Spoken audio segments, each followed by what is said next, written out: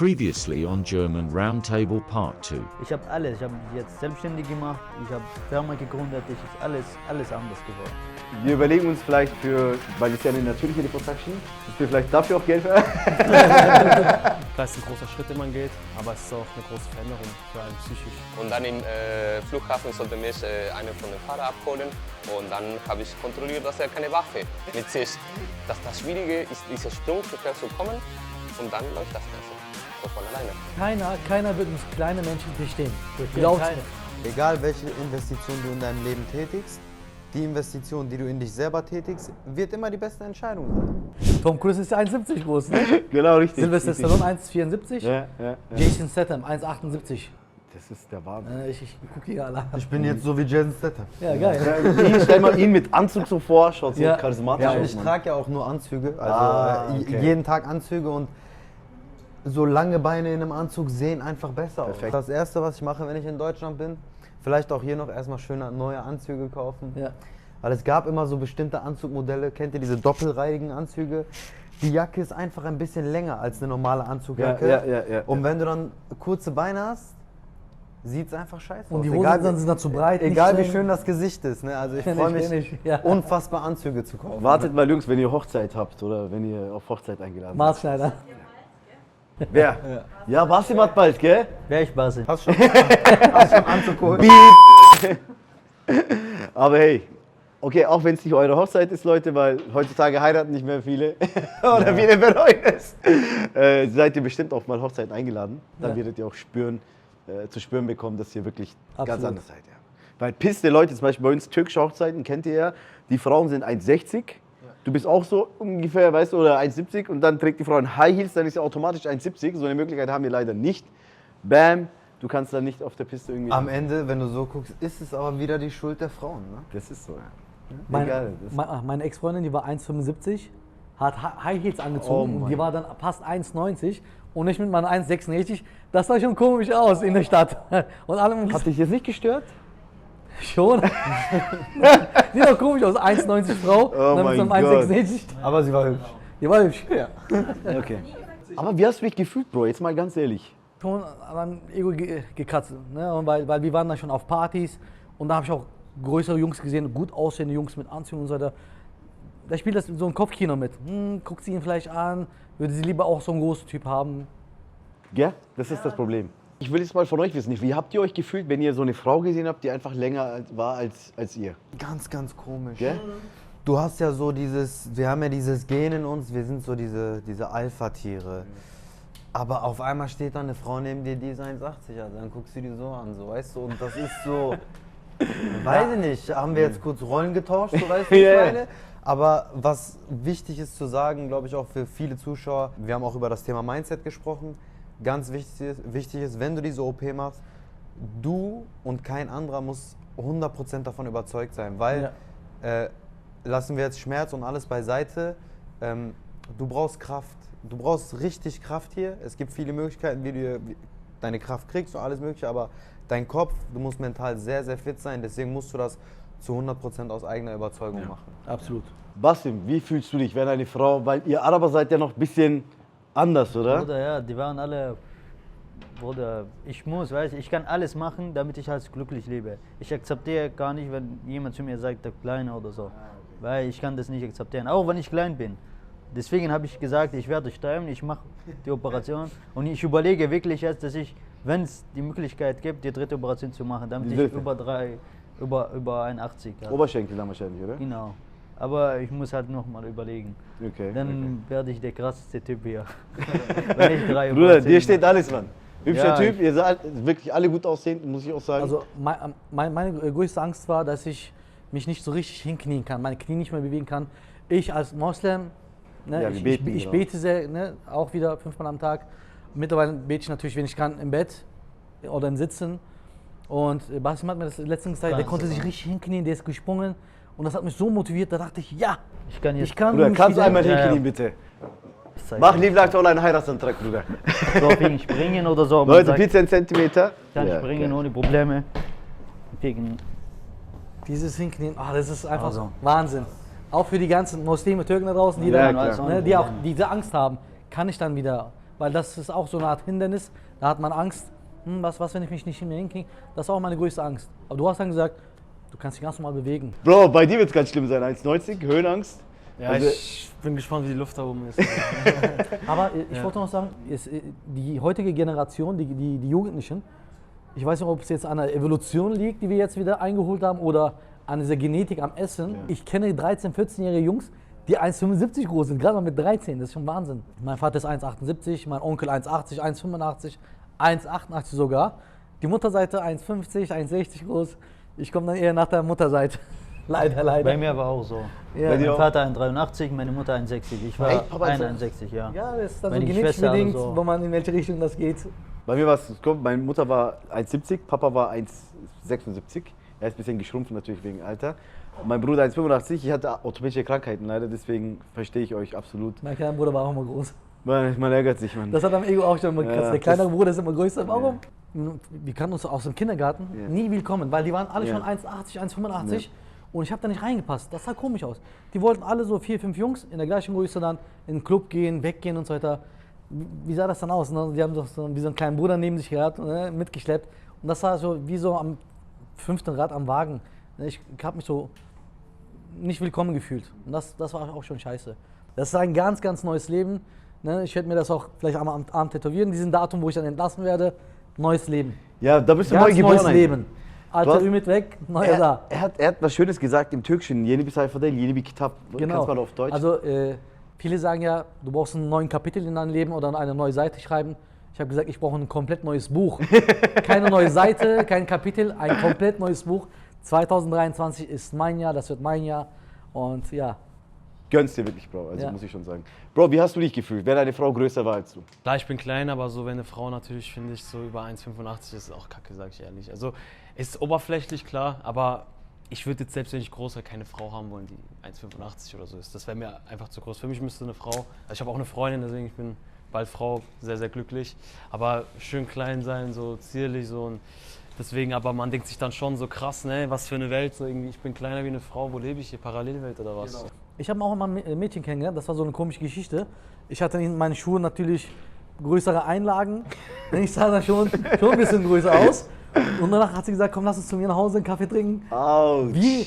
Ich habe Und dann gesagt, Josi. ja, wie willst du Ah, dann da nein, rein? ich Wie kann willst du nicht. zu ihr nach Hause? Ziehst du die Tücher aus, dann bist du schon so ein Kopf kleiner. Oh mein Gott. Und danach habe ich dann eine Ausrede gefunden. Ich habe gesagt, lieber ein anderes Mal, ich muss jetzt dringend nach Hause. Oh. Das ist echt ganz peinlich geworden. Hast du dich noch gemeldet bei ihr, oder? Nein, nicht mehr.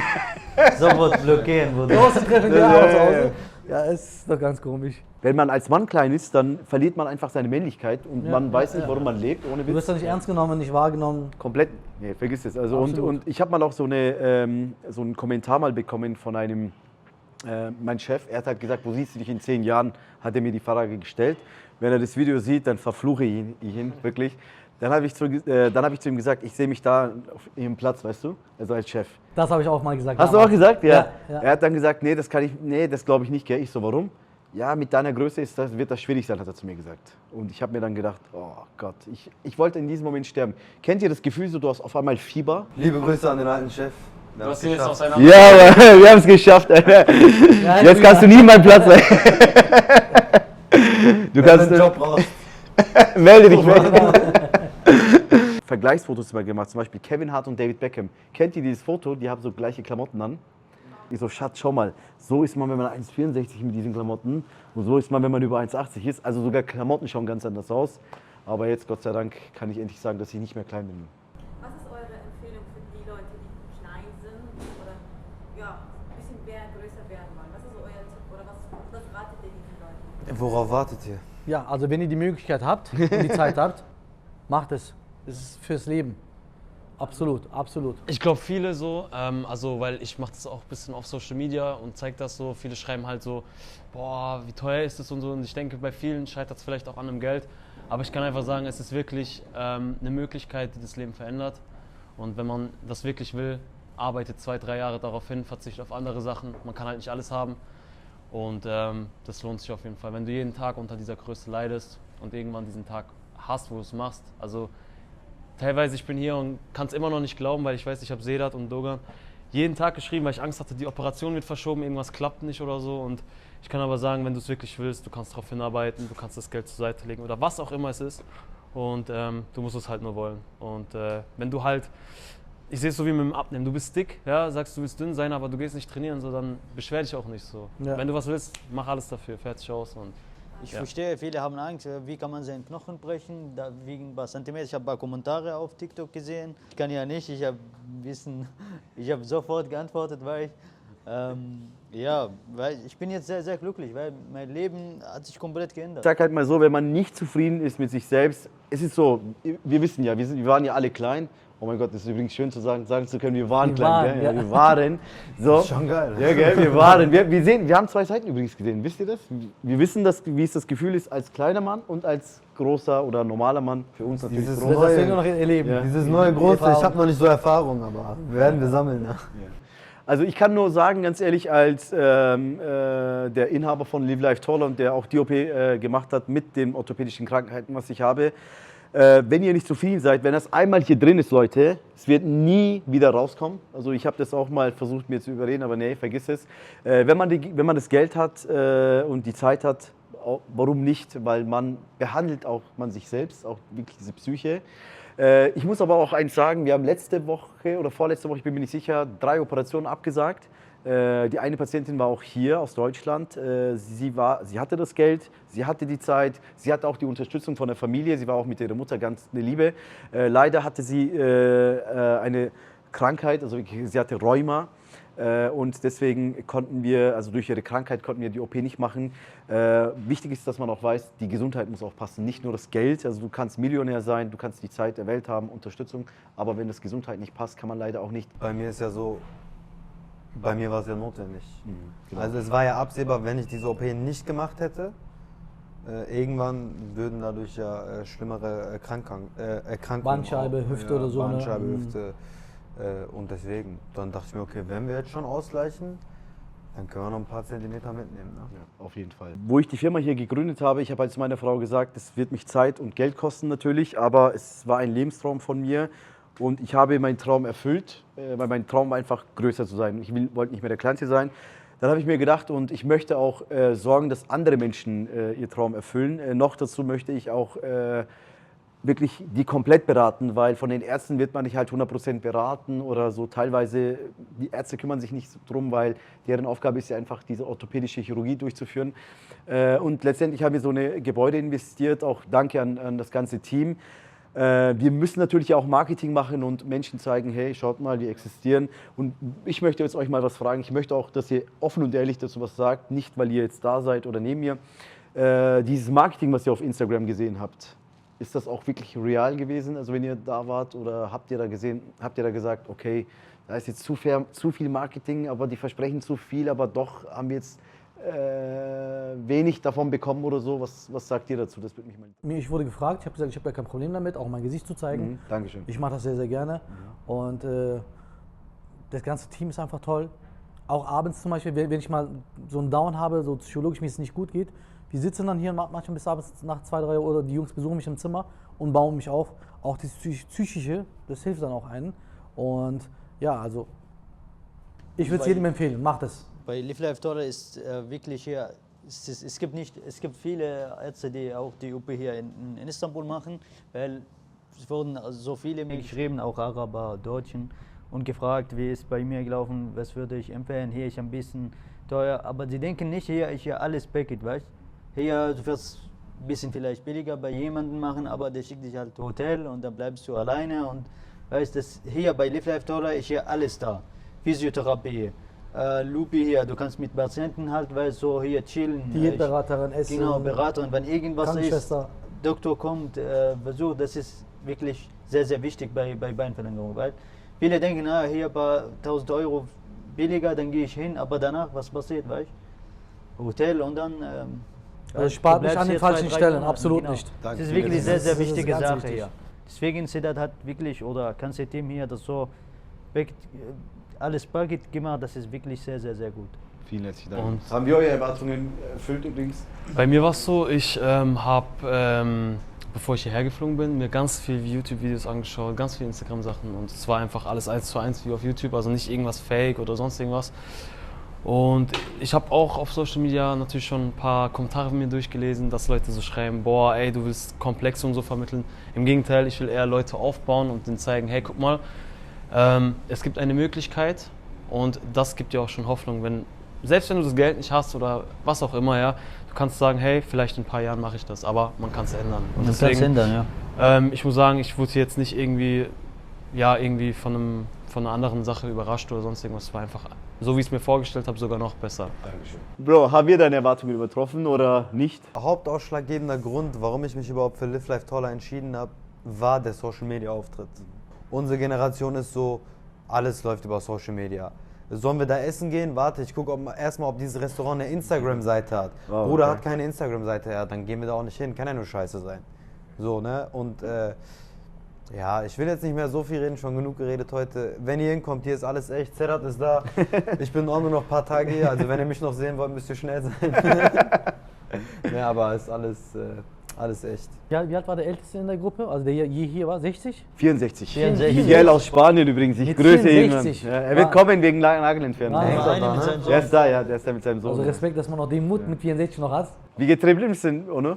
Ich hab ihm Ich gefragt. hätte mich nicht getraut mit Ja, 64. das ist der Miguel, 64 Jahre alt. Schau mal her. Krass. Ja, wir haben ihn verlängert. Ja. Wir haben Miguel, ich habe Miguel gefragt, übrigens, ich grüße ihn, wirklich ein netter Typ. Ich habe gesagt, du Miguel, versteh mich nicht falsch. Ich habe gesagt, warum? Du bist 64 Jahre alt, genieße doch dein Leben. Warum willst du die beiden OP? Schon klein, 1,57. Ja, der war schon klein. Dann hat er zu mir gesagt, Sedat, ich habe eine neue Frau gefunden. ich habe mich getrennt, habe jetzt eine neue Frau. Und er so, willst du das Foto sehen? Ich so, ja, er hat so diesen spanischen Akzent, aber voll süß. Er zeigt mir so das Foto. Ich sag, wie alt ist sie denn? Dann hat er irgendwie gesagt, 28 oder so. Ja. War sportlich aktiv. Habt ihr auch eine Altersgrenze, wie jung man da sein Also, darf? nee, Altersgrenze haben wir nicht. Für uns ist wichtig die Gesundheit. Gesundheit muss Also passen. da war eine 15-, 16-Jährige mit einem Wir haben Erlaubnis? 13-Jährige gehabt, wo die Wachstumsschube schon geschossen waren, ja genau. 13? Ja. Und 64 Jahre, er war topfit übrigens. Und ich muss eins sagen, Leute, wir haben Papa und Sohn am gleichen Tag operiert. Okay. Zuerst war der Papa hat gesagt, wenn mir irgendwas passiert, dann und dann der Sohn. Das Interessante ist, der Sohn war 24, also ist 24, er war 24, jetzt älter, Adrian. Und Adrian war die ganze Zeit, er lag die ganze Zeit, Papa hat für ihn gekocht mit Fixateuren. Ja, er hat ihn wie Baby behandelt. Ey, ich war schockiert, wo wir ihn besucht haben, immer wieder. Und sein Knochenwachstum vom Vater war so schnell, wir hatten Angst, dass die Knochen schnell zusammenwachsen, deswegen müssen wir auch länger verlängern. Ich habe ihm dann gefragt, Miguel, warum? Gell? Er hat gesagt, Sedat, schau mal her. Er hat gesagt, ich bin nicht alt. Du denkst jetzt, ich bin alt? Ich so, okay, du bist 64, ja, aber du schaust nicht alt aus, aber vom Alter her. Also nein, ich bin auch vom Alter her nicht alt. Er sagt, weißt du, wer alt ist, sagt er, hat er gesagt. Ich so, wer? Er hat gesagt, sobald man aufhört zu träumen, um seine Träume, also hinter seinen Träumen zu rennen, heißt das, also sobald du aufhörst damit, heißt es, dass du alt geworden bist und du bist ein alter Mensch. Deswegen war es jetzt nur Wenn du noch loslässt. drauf zu sterben, genau. Ja. Er hat gesagt, niemals loslassen. Sobald du nie loslässt, wirst du niemals alt. Und das ist halt bei mir so hängen geblieben. Deswegen habe ich gesagt, Respekt, nach dem werde ich definitiv ich möchte gerne diesen Schritt mit dir wagen. Deswegen, Leute, also ich grüße Miguel und Adri aus Spanien. Er wird dieses Jahr kommen wegen Nagelentfernung, hat mir Videos geschickt, topfit, super happy. Ja. Leute, eine letzte Frage habe ich an euch, beziehungsweise zwei kleine Fragen. Was denkt ihr über Komplikationen? Habt ihr Angst gehabt über Komplikationen? Könnt ihr mal da kurz so was dazu sagen? 6 Knochen gebrochen. Wird es zusammenwachsen? Wie schnell wird es zusammenwachsen? Weil der Körper braucht ja auch die Energie. Ne? Aber durch die Ernährungsberaterin hier mit dem Essen und durch meine Genetik sind meine Knochen sehr gut zusammengewachsen. Angst habe ich nicht gehabt. Ich habe Angst gehabt, also nicht von Schmerzen, sondern dass ich halt mein Ziel nicht 10 cm erreiche. Das habe ich die ganze Zeit Angst gehabt. Sonst Schmerzen und so, das war bei mich, weißt du ja noch. Ich denke mal, dieses Ziel übertrifft deine Angst. Ja. Ich habe die ganze Zeit Angst gehabt, dass ich halt nicht über 10 cm oder halt 10 cm war mir egal, wie ich will 10 cm erreichen. Dann habe ich 10,3 oder 4, weiß nicht mehr genau. Ihr Jungs, Angst wegen Komplikationen? Ja, ich bin da ein bisschen abergläubisch. Ne? Ich habe mal gesagt, wenn ich die Komplikation nicht kenne oder so, man redet ja auch in der Lobby immer viel, ne? Dann sagt er, ja, hast du nicht Angst, so irgendwie irgendwas zu... Nein, stopp, nicht weiterreden. Ich will gar nicht drüber reden, ich will gar nicht darüber nachdenken. Ich habe mich null mit dem Thema befasst, um ehrlich zu sein, 0,0. Das kam für mich gar nicht in Frage. Ich glaube, deswegen geht es mir auch vielleicht so gut. Auf jeden Fall, ich habe mir immer einen Kopf gemacht am Anfang, so über Komplikationen, jetzt nicht vor der Operation, aber während. Aber das war mein Fehler, also einfach da war ich nicht positiv, sondern negativ und habe mich reingesteigert. Jetzt ist alles wieder super, also ich bin auf dem Top-Weg und sonst würde ich ja nicht Tibia machen. Aber ja, ich kann sagen, so klar, man macht sich einen Kopf. Aber das ist wie wenn ich sage, oh, ich fliege mit dem Flugzeug, was ist, wenn ich abstürze? So, ja, wenn es passiert, dann passiert es halt. Ne? Ja, dann lauf. Aber ganz kurz zur Komplikation. Also natürlich haben wir auch Komplikationsfälle. Das ist ja klar, ich meine, wer operiert, hat Komplikationen. Wichtig ist aber, dass man auch weiß über Komplikationen, dass nicht Komplikation das Problem ist, sondern wenn man keine Lösung dafür hat oder wenn man spät reagiert. Aber sobald man easy reagiert und man weiß, was passieren kann und wenn man auch weiß, was für eine Lösung man dafür hat, dann ist Komplikation keine Komplikation. Deswegen alles gut. Meine letzte Frage an euch, dann bin ich fertig mit dem Video. Was denkt ihr über Proportionen, Leute? Boah, meine Beine sehen so geil aus. Ne? Also ich hatte die Sorge, um ehrlich zu sein, ja okay, jetzt machst du halt Oberschenkel halt ein paar Zentimeter länger. Ne? Wie wird das wohl aussehen? Nicht, dass mein Knie am Ende hier unten irgendwo ist. Aber hier wird auch da drauf geguckt. Also darüber braucht man sich gar keine Sorgen machen. Und ich hab das Ergebnis jetzt vor mir. Meine Hände sind drauf.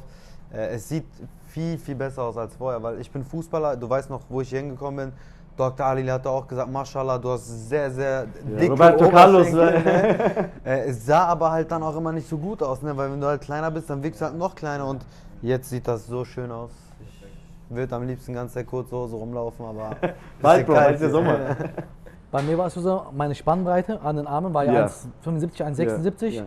und ich mit 1,67 und die Proportion sieht man vielleicht an der Hose jetzt nicht, aber meine Beine sind schon Oberschenkel sehr, sehr lang geworden. Früher hatte ich meine Knie ungefähr hier, habe dann so gebetet.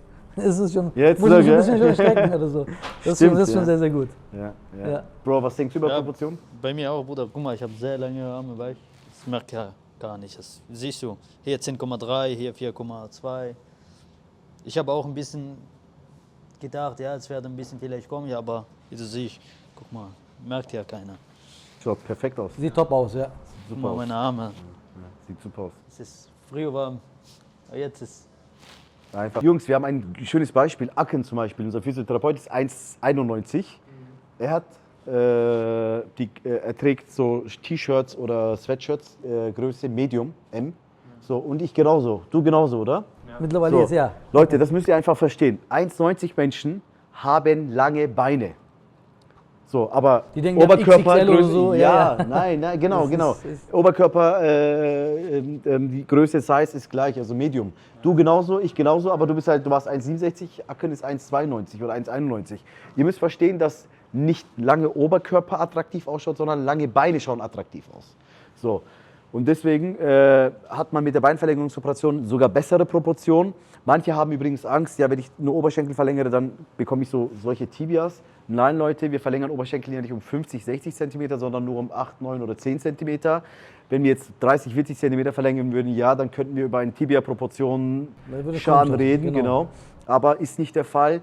Nur bei diesem Zwergwuchs, also diesen Zwergwuchskrankheiten 1,10 m oder 20, da schaut es ein bisschen komisch aus. So, Bro, dann möchte ich jetzt dich die letzte Frage stellen, Ja. Proportion.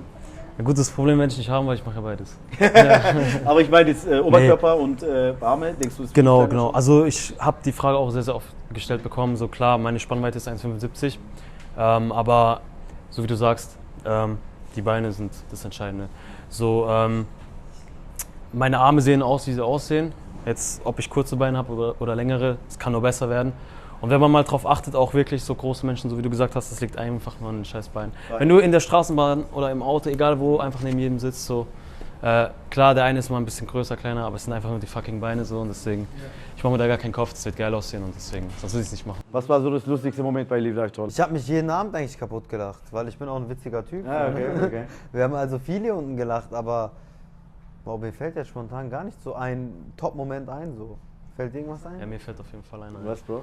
Also mein Nachbar Daniel, der er ist generell lustig so von seiner Art her. So erst einmal, du hast es mal gut gesagt, der hat so einen Akzent, ne? Der spricht keine Sprache perfekt, aber Ich er weiß. doch alles. Spricht jede Sprache, aber keine perfekt. Wo ich hier neu hergekommen bin, ich hatte so auch, ne, ich war so psychisch und dachte mir so, oh.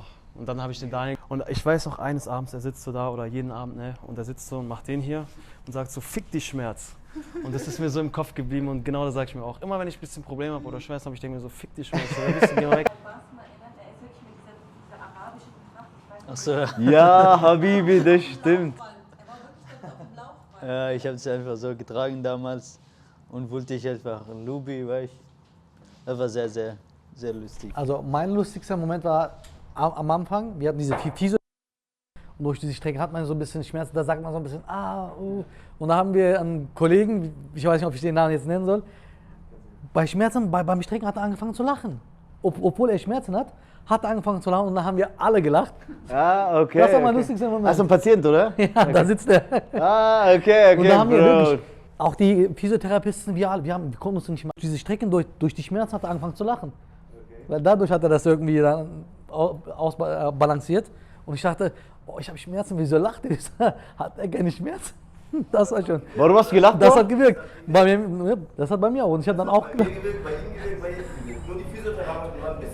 Bei Basim hat es viele Geschichten, das weiß ich. Viel zu viel. Ich war fast jeden Tag raus, weißt du. Also mit 2 Araber, die waren mit mir. Also. Und wir waren immer so, jeden Tag Taxi, weißt du, rufen. Und die fragen die ganze Zeit, was habt ihr? Und wir wollen nicht die Wahrheit sagen, weil, ja, was habt ihr? Oh, alle 3. Die überlegen die ganze Zeit. Deswegen war das sehr, sehr witzig. Jeden Tag sagen wir, einmal Autounfall, einmal Motorradunfall. einmal beim Ski, weiß nicht. Da war ein bisschen. Basim hat in schneller Zeit so eine arabische Truppe gegründet, so wirklich, also aus Patienten. Hat eine kleine arabische Emirate in Istanbul Ja, aufgebaut. Wir machen Live Life Dollar Dubai. Habibi, komm zu Dubai, ja? Kommt zu Dubai. Kommt zu Bruder, Live Life hast du Dollar ein- in Dubai. Mir ist immer noch nichts Witziges eingefallen. Ich glaube, dein Alltag ist immer so witzig, deswegen, oder? Ja, irgendwas gibt es immer jeden Tag zu lachen. Ne? Also, aber mir fällt jetzt speziell gar Immer nichts im ein. Mindset positiv bleiben. Boah, ja, jetzt fällt mir was ein. Okay. Ich hatte ein Taxifahrterlebnis. Das Mit war sehr Fixateur? witzig. Mit Fixateure. Hast du dich dann irgendwann einen Tag so gut gefühlt und du so, Bruder, wir gehen heute raus. Mit den Dingern? Ja, mit den Dingern. Wir fühlen uns heute gut. Die Sonne scheint, wir gehen heute raus. Ja, alles dann schön und gut, ne? Ja, aber du bist in Istanbul, ne? Hast du so einen speziellen Taxifahrer gehabt und ihr müsst euch vorstellen, Straße ist hier 3-spurig, aber die machen 6-spurig da draus. Weil irgendwie schaffen die das, ne? Und der Taxifahrer war auch sehr, sehr verpeilt, ne? Und wir kannten ja dann irgendwann schon so ein bisschen den Weg. Wir hatten ja auch Google Maps, ne? Und der fährt und fährt und fährt und wir beide lachen uns die ganze Zeit nur kaputt, ne? Und dann fährt der Kreisverkehr rein, fährt Ausfahrt raus, falsche Ausfahrt, scheiß drauf, Rückwärtsgang. Ich habe nur den Bruder angeguckt, ich so, Bruder, wir mussten lachen, aber ich dachte, Bruder, nicht, dass wir jetzt nicht sterben, nicht, dass irgendwas passiert. Mit Aber das Fixateure. war, ja, mit Fixateure, war einer der besten Erlebnisse hier, das war krass. Istanbul ist wirklich eine Traumstadt, aber doch wiederum ein bisschen stressig. Leute, ich danke euch herzlich, danke für die Zeit und ich muss auch euch nochmals danken, dass ihr euer Gesicht zeigt und dass ihr andere Menschen auch motiviert und ermutigt und die OP zu machen, ihren Traum zu verwirklichen und sie auch unterstützt dabei. Ich danke euch wirklich vielmals. Danke für eure Unterstützung auch. Habt ihr irgendwas zu sagen, Jungs? Wie Dr. Halil immer sagt, one life, 2 legs. Ja, yeah, one life, 2 legs. steht das stimmt. sogar, gell? Ja, das steht sogar. Das war auch so eine interessante Geschichte.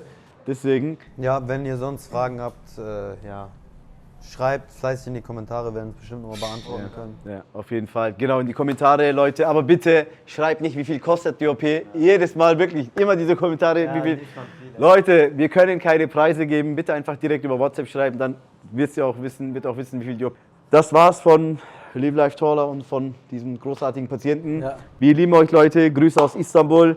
Wenn ihr die Beine verlängern möchtet, auch verkürzen möchtet, ihr seid gerne herzlich willkommen. Wir machen auch Verkürzung. Verkürzung wird auch. Ja. Wir haben sogar dieses Jahr aus der Schweiz einen Mann, er ist 1,90, möchte 1,85 werden. Ach Gott, echt? Ja. Einfach so. Es werden sogar Arme und Finger verlängert, ne? Zehen und so weiter. Humerus ja, Radius machen wir nicht kosmetisch. Finger können wir auch nicht kosmetisch machen, weil sonst kann man die Finger nicht mehr verlängern. Leute, the end. Thank you. Das war wirklich geil, Mann. War wirklich geil.